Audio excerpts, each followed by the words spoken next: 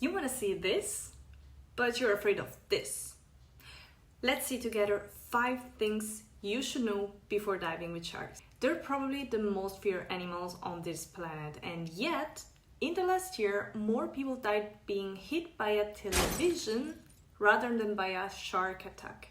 However, we're still dealing with wild animals and the chance is never zero. So here are 5 things you should know to avoid getting into troubles when diving with sharks. Number 1, avoid diving in areas where sharks are fed. This is unfortunately the case of many regions that live off shark tourism.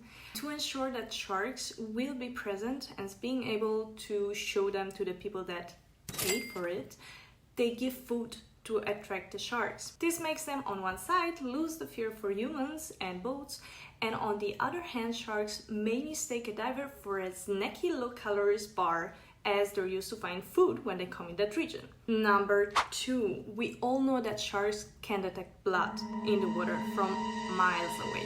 But contrary to what people believe, however, sharks are not attracted to human blood.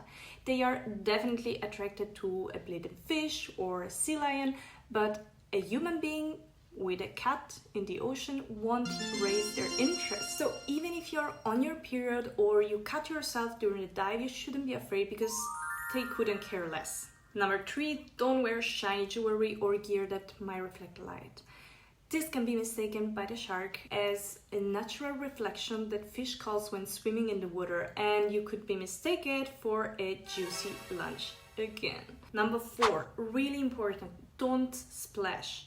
Especially when you're at the surface, try to keep your movements slow and never splash water around you. Sharks are extremely curious puppies. So splashes actually mean an injured animal or something that is trapped or in a difficult situation, so a much easier prey. Humans are friends, not food, so don't splash.